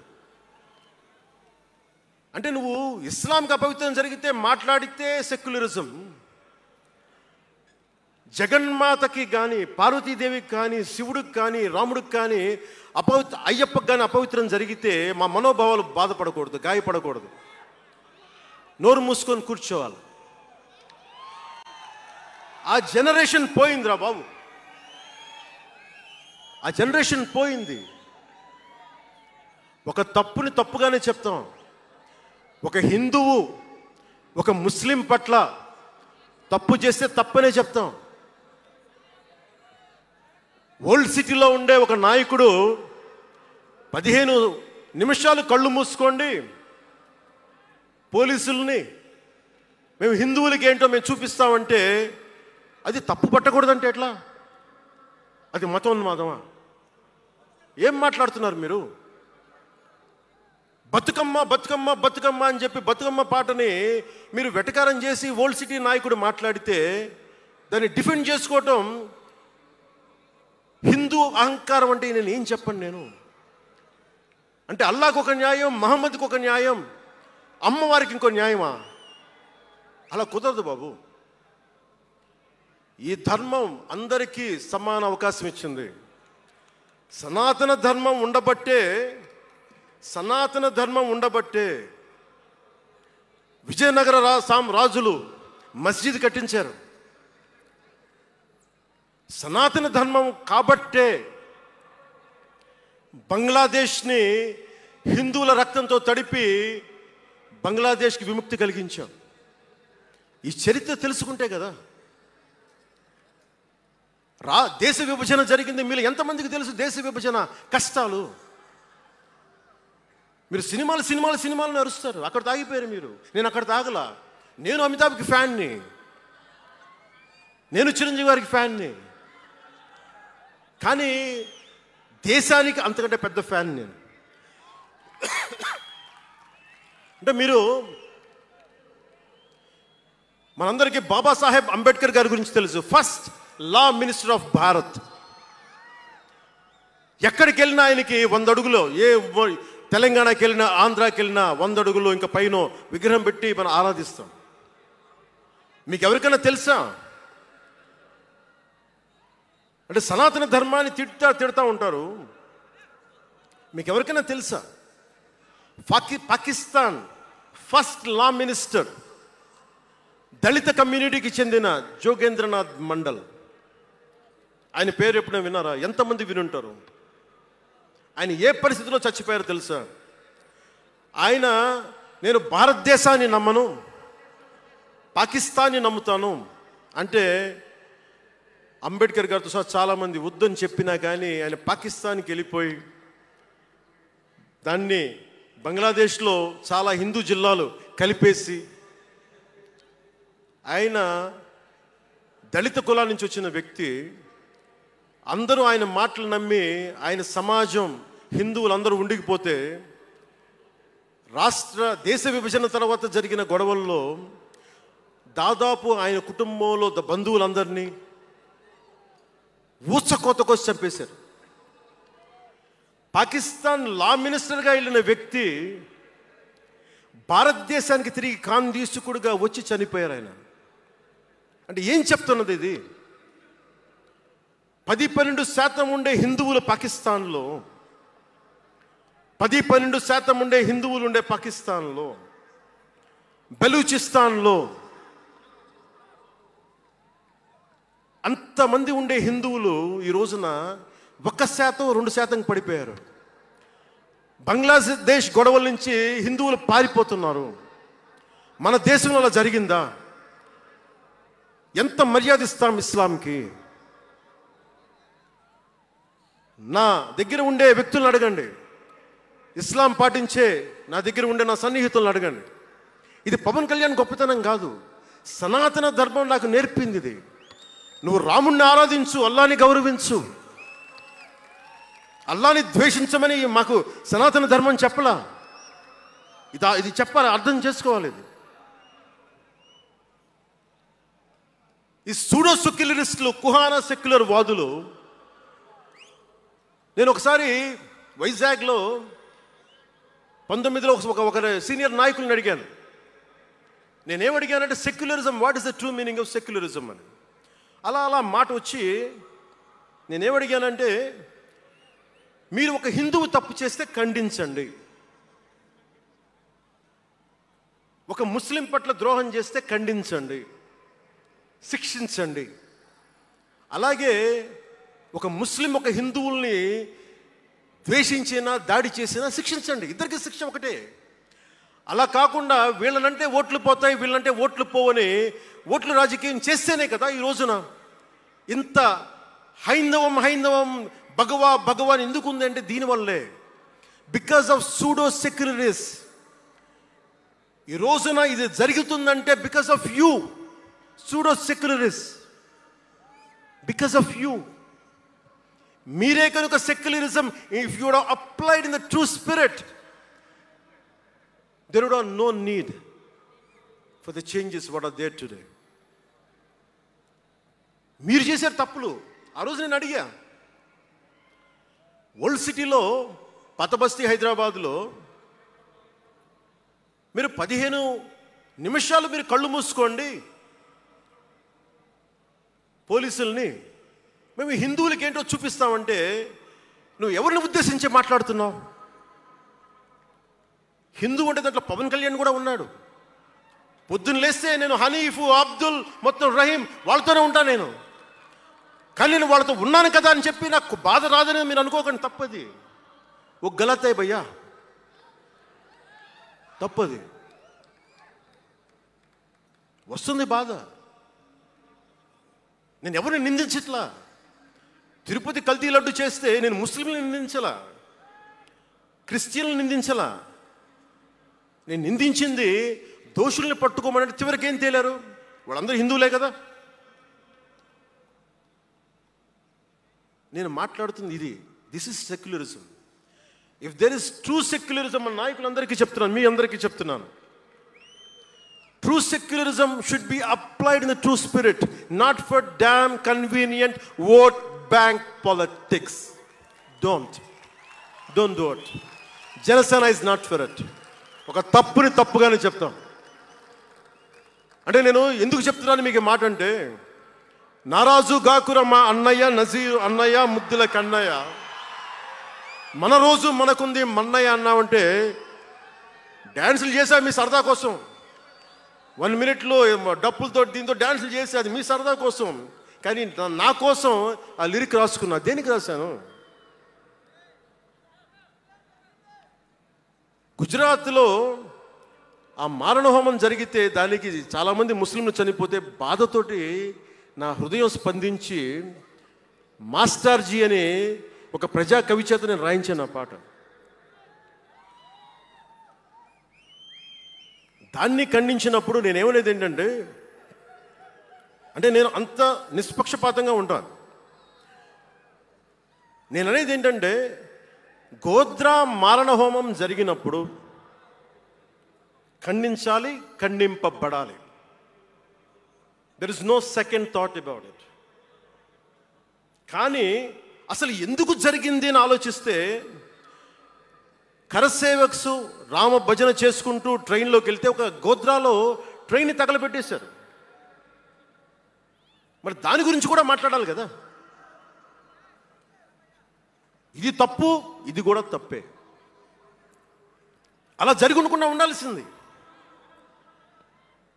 బాధే నాకు. ఆ రోజు నేను సినిమాలో ఉన్నా కాబట్టి నారాజు గాకరని పెట్టా. అదే గనుక అలాంటి సంఘటన నుండి ఏం చేయాలి మనం? అలాంటి తప్పులు జరిగితే మొదటి తప్పు చేసిన వాడినే వెతికి పట్టుకొని జ్యూస్ లాగా సెకండ్ వరల్డ్ వార్లో జర్మనీని ఎలాగా సౌత్ అమెరికాకి వెళ్ళినా ఎలా పట్టుకొని శిక్షించారో మొస్సాద్, అట్లాగా తప్పు ఎవడు చేయనండి, either is a Hindu or Muslim, ఎవరైతే మొదటి తప్పు చేశారో వాళ్ళని కనుక శిక్షిస్తే పర్యవసానమై ఉండవు. ఇది చాలా బలంగా ఆలోచించాలి. అంటే ఇవన్నీ ఎందుకు చెప్తున్నాను, ప్రతి ఒక్కరూ చాలా క్షుణ్ణంగా వినాలి. ఎందుకంటే భవిష్యత్తులో మీకు ఇవే పోరాటాలు. మీరు ఎమ్మెల్యేలు అయిపోయాం, మంత్రులు అయిపోయాం, అందరికీ కార్పొరేషన్ పదవులు వచ్చేసినాయి అంటే కాదు. ఇప్పుడు మనం వేసింది తొలి అడుగు మట్టుకే. నేను భారతదేశం కోసం చనిపోవడానికి సంసిద్ధంగా ఉన్నాను, గుర్తుపెట్టుకోండి. ఎందుకంటే నా ఇంటెన్సిటీ చాలా వైల్డ్గా ఉండదు. అంటే మాట్లాడితే సంస్కృతాన్ని తిడతారు, హిందీని మీరు రుద్దుతున్నారు, సౌత్లో దక్షిణాదిని అంటారు. అన్ని దేశ భాషలే కదా. మన తమిళనాడులో హిందీ రాకూడదు అంటుంటే నాకు అనిపించింది మనసులో ఒకటే, అప్పుడు తమిళ సినిమాలను హిందీలోకి డబ్ చేయకండి. డబ్బులేమో హిందీ నుంచి కావాలి, ఉత్తరప్రదేశ్ నుంచి డబ్బులు కావాలి, బీహార్ నుంచి డబ్బులు కావాలి,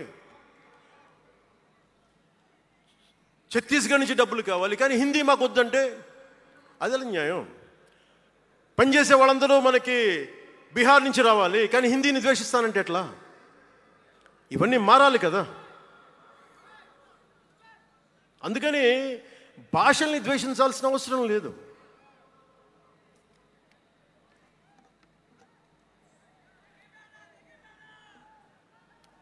అంటే మనం ముఖ్యంగా హిందువులందరికీ నేను చెప్తా ఉన్నాను, మీరు ముస్లింలను చూసి మీరు నేర్చుకోండి. పవిత్ర రంజాన్ మాసంలో ఉపవాస దీక్ష వహిస్తున్న నా ముస్లిం సోదరులందరికీ నా హృదయపూర్వక రంజాన్ శుభాకాంక్షలు. సంస్కృతాన్ని తిడతారు, గుళ్ళల్లో సంస్కృతాలు మంత్రాలు చదవకూడదు అంటారు. ముస్లిమ్స్ ఆ మాట అంటున్నారా? అరబిక్లోనే కదా, ఐదర్ హిందూ ముస్లిం, ఐదర్ ఆంధ్రప్రదేశ్లో ముస్లిం కావచ్చు, తెలంగాణలో ఉన్న ముస్లిం కావచ్చు, తమిళనాడులో ఉన్న ముస్లిం కావచ్చు, అరబిక్లోనే కదా మంత్రాలు చదువుతారు, ప్రార్థిస్తారు. హిందూ ధర్మంలో సంస్కృతంలో చేస్తారు. దానికి ఏంటి సమస్య? తమిళంలో చదవాలా, తెలుగులో చదవాలా, కన్నడంలో చదవాలా? ఆ విధి విధానాలు ఉన్నాయి, వదిలేసేయండి వాటిని. వాటి జోలికి వెళ్ళకుండా కష్టాలని వాటిని పట్టించుకోండి.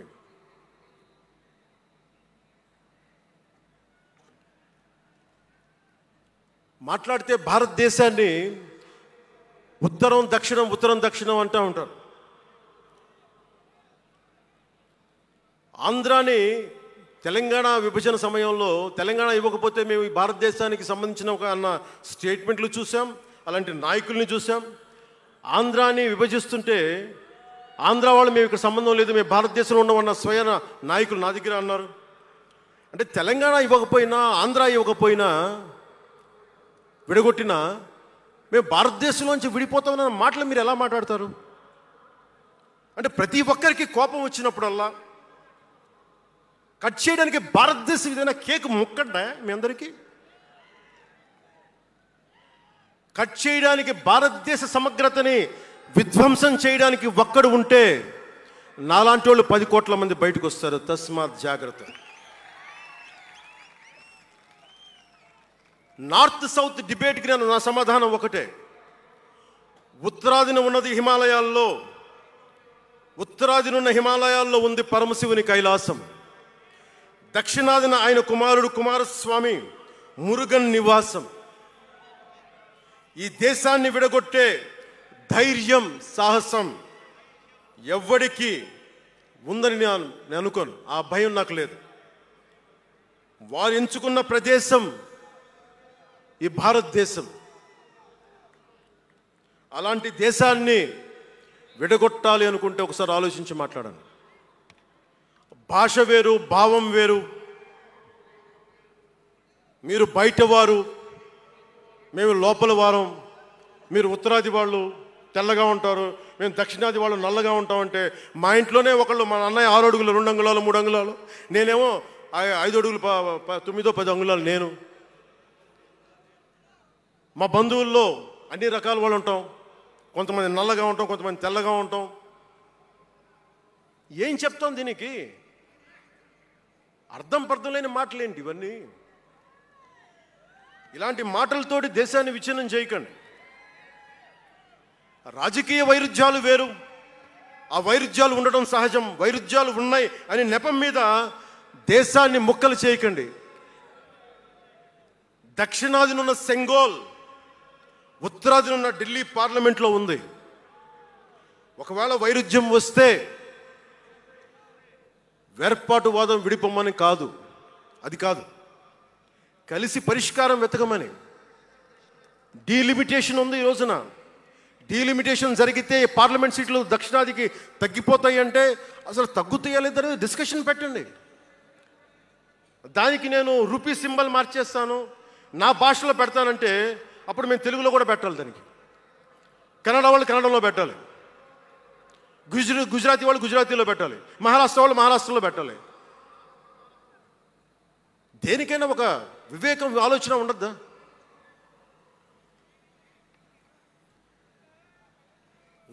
ఉన్నత పదవుల్లో ఉన్నవారు మీరు చాలా ఆలోచించి చేయాలి, చాలా ప్రభావితం చేస్తాయి మీ మాటలు. ఒకటి విధ్వంసం చేయడం తేలిక, ఒకటి నిర్మాణం చేయడం తేలిక, కష్టం. నేను వివక్ష అనిపించలేదు అనుకుంటున్నారా మీరు అందరూ? తమిళనాడులో పెరిగినప్పుడు 14 ఏళ్ళ వయసులో నేను తమిళనాడులో పెరిగినప్పుడు మైలాపూర్ స్కూల్ ఉన్నారే, గొల్టింగ వాడ అని పిలిచేవాడు. నేను నాకు అర్థమయ్యేది కదా గొల్టీ అంటే ఏంటి అనుకునేవాడిని. అదొక డెరిగేటెడ్ టర్మ్ అది. నేను మా మాస్టర్ గారిని అడిగాను, రామ్నాథన్ గారిని అడిగాను, సార్ ఇంత మాదిరి சொல்றாங்க సార్, గొల్టీని சொல்றாங்க సార్ అంటే ఆయన నాకు ఒకటే మాట చెప్పాడు. వాళ్ళని పిలిచాడు, వాళ్ళు తిట్టాడు ఏదో, ఏంటి సార్ గొల్టీ, ఎందుకు సార్ గొల్టీ మీనింగ్ అంటే ఆయన ఏదో నవ్వి వదిలేసి ఆయన ఒక మాట అన్నాడు, అరే தெலுங்குని రివర్స్ பண்ண గొల్టీ అని சொல்லுவாங்கடா, அப்படி என்ன பெரியார் வந்து தெலுங்குக்காரன் தான்டா, பெரியார் வந்து தெலுங்குக்காரன் தான், బలిజన్ నాయకుడు అవరు. ఆ టైంలో ఇప్పుడు మన తిరుపతి రాయలసీమలో ఉండే బలిజ నాయుడు కులానికి చెందిన వ్యక్తి పెరియార్ గారు, తెలుగు. ఆయన ద్రావిడ ఉద్యమ రూపకర్త. సో అందుకని భాషదేముంది, అందుకని దీన్ని పెట్టుకొని విధ్వంసం క్రియేట్ చేయడం సరైనది కాదు. నేను మీకోసం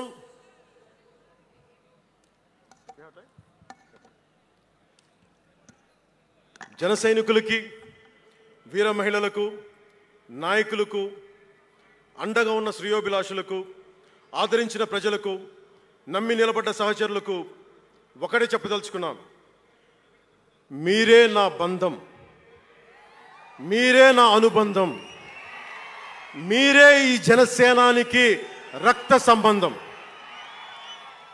మనందరికీ ఒక కీలక కర్తవ్యం ఉంది. దాని గురించి మాట్లాడుకోబోయే ముందు కవి శేషేంద్ర వాక్యాలు చెప్పి ముగిస్తాను. ఒక తరాన్ని ప్రసవింపజేయడం అంటే ఒక తమాషా కాదు, ఒక నిండు కళల జగత్తుని మేల్కొల్పడం. ఒక దశాబ్దన్నర రాజకీయ ప్రస్థానంలో అలుపెరిగిన పోరాటం చేసిన తర్వాత లభించిన చారిత్రాత్మక విజయం అది. అందుకని మీ అందరికీ చాలా బాధ్యతగా ముందుకెళ్దాం. ఈ విజయం పుట్టుకే 100% స్ట్రైకింగ్ రేట్. అందుకే దేశం మొత్తం చూసింది. ఆ బిడ్డని మనం కాపాడుకోవాలి, చాలా జాగ్రత్తగా చూసుకోవాలి. మనందరం ఈ బిడ్డ పట్ల ఎరుకుతో ఉండాలి, బాధ్యతతో కాపాడుకోవాలి. జనసేనాని శిశువు తనని తను కాపాడుకోగలిగే వరకు మనం ఈ బిడ్డని కాపాడితే అది పెరిగి పెద్దై సమాజాన్ని కాపాడుతుంది, దేశాన్ని రక్షిస్తుంది, విశ్వశాంతికి బాటలు వేస్తుంది. అందుకే ఈ బిడ్డని మనందరం కంటికి రెప్పలా కాపాడుకుందామని చెప్పి శపథం చేద్దాం. ఒక అవతారం, దాని పుట్టుక ఎలా ఉంటుందో మహాకవి శ్రీశ్రీ కవితా పంక్తుల్లో చెప్పి ప్రసంగాన్ని ముగిస్తాను. యముని మహిషపు లోహ గంటలు మబ్బు చాటున కణేల్మన్నాయి, నరకలోకపు జాగిరమ్మలు గొలుసు తెంచుకు ఉరికి పడ్డాయి, ఉదయ సూర్యుని సప్తాహయములు నురగలెత్తే పరుగు పెట్టాయి, కనకదుర్గా చండసింహం జూలు విదిలించింది, ఇంద్రదేవుని మనపటేనుగు ఘీంకరిస్తూ సవాల్ చేసింది, ఆది సూకర వేదవేద్యుడు గుర్ఘరిస్తూ కోరసాచాడు, పుడమ తల్లికి పురిటి నెప్పులు కొత్త సృష్టిని స్ఫురింపింపజేశాయి, పుడమ తల్లికి పురిటి నెప్పులు కొత్త సృష్టిని స్ఫురింపించాయి. దీనిని లోతుగా ఆలోచించి ఇక మన ఆలోచన తీవ్రత, భావ తీవ్రత అన్నీ ఉంటాయి. జన సైనికులు మీరు జాగ్రత్తగా ఉన్నంత కాలం మన ఎమ్మెల్యేలు అందరూ బాగుంటారు, మన మంత్రులందరూ బాగుంటారు, నేను కూడా బాగుంటా. మీరు డిసిప్లిన్లో పెట్టాల్సింది మమ్మల్ని కూడా డిసిప్లిన్లో పెట్టండి. మీరు అందుకని 11వ ఆవిర్భావ దినోత్సవం ముగించుకొని 12వ ఆవిర్భావ దినోత్సవం వైపు వెళ్తున్న మీ అందరికీ వచ్చినందుకు ప్రతి ఒక్కరికి ధన్యవాదాలు తెలియజేసుకుంటూ, మీ పెద్దలకి, నాకంటే వయసులో పెద్దైన వారందరికీ నా నమస్కారాలు తెలియజేయండి, పాదాభివందనాలు తెలియజేయండి. అందరూ క్షేమంగా ఇళ్ళకి వెళ్ళండి. సర్వే జనో సుఖినో భవంతు. జై జనసేన, జై జనసేన, జై భారత్, జై హింద్. జాతీయ గీతం.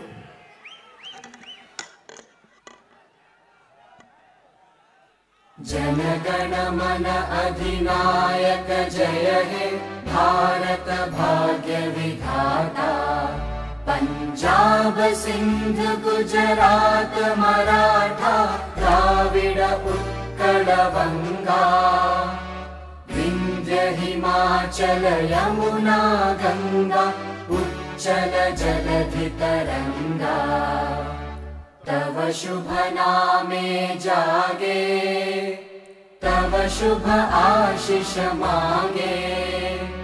गाहे तव जय गाथा, जन गण मंगलदायक जय हे भारत भाग्य विधाता। जय हे, जय हे, जय हे, जय जय जय जय हे।